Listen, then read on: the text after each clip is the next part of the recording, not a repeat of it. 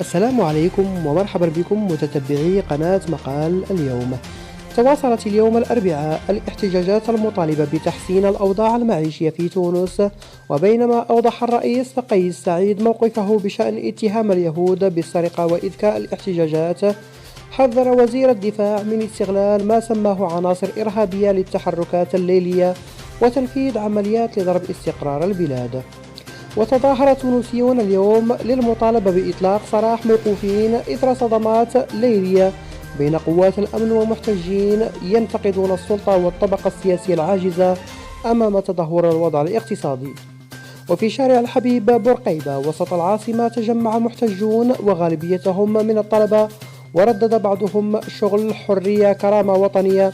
وقال الناشط والطالب أيوب بالحاج إن الدولة استعملت القوة المفرطة لمواجهة شعب جائع. وأضاف أن على المسؤولين الإصغاء إلى الشباب لوقف العنف، معتبرا أن الحكومة لم تفعل شيئا ولا نعرف حقا من يحكم تونس وهذا محير. كما خرج متظاهرون في محافظة سوسة شرق البلاد متحدين قرار حظر التجمع الذي أقرته السلطات لمكافحة تفشي وباء فيروس كورونا كوفيد-19.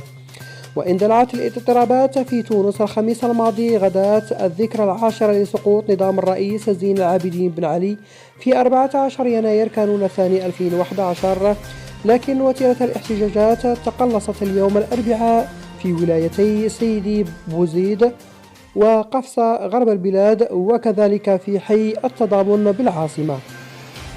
وقال الناطق الرسمي باسم الحرس الوطني حسام الدين الجبابلي إن 41 شخصا أوقفوا الثلاثاء، وأوضح أن أعمار غالبية الموقوفين تراوح بين 15 و 17 عاما، في حين أصيب 21 عنصرا أمنيا بحروق من الدرجة الثالثة وكسور منذ 16 يناير كانون الثاني الجاري.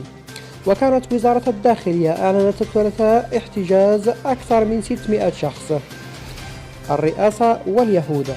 في سياق متصل، نفت الرئاسة التونسية الأربعاء أن يكون الرئيس قيس سعيد قد اتهم اليهود أو يهود البلاد بالوقوف وراء الاحتجاجات الأخيرة.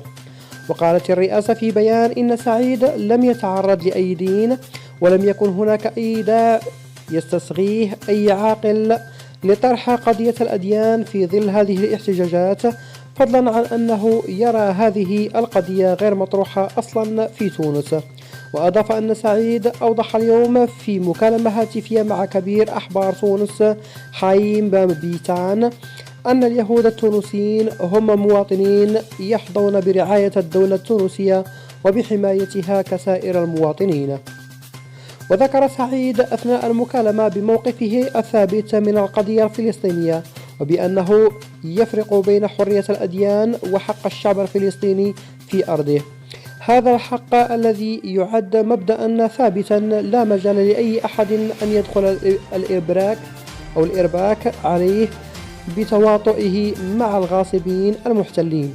وكان موقع بابنات التونسي الخاص نقل عن موقع إسرائيل ناشونال نيوز الإسرائيلي قوله إن مؤتمر الحاخامات الأوروبيين أعرب عن قلقه إزاء تصريحات أدلى بها سعيد، واتهم فيها اليهود بالسرقة والوقوف وراء أعمال الشغب التي تعيشها البلاد.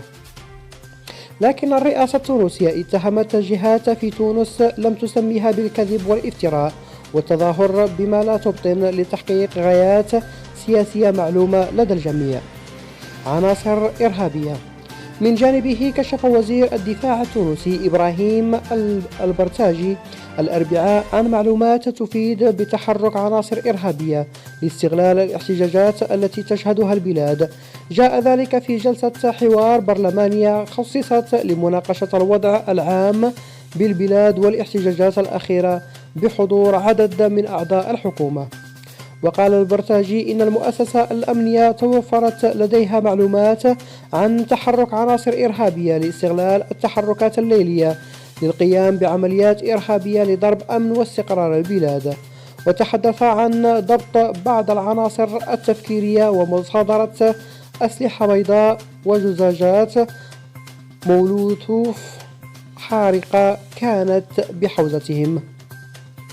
ونفى البرتاجي استخدام قوات الأمن القوة المفرطة في مواجهة الاحتجاجات الأخيرة، واشتكى أن المؤسسة الأمنية تواجه المحتجين وحدها، منتقدا ما وصفه بغياب النواب والمجتمع المدني عن القيام بدورهم لتهدئة الاحتجاجات.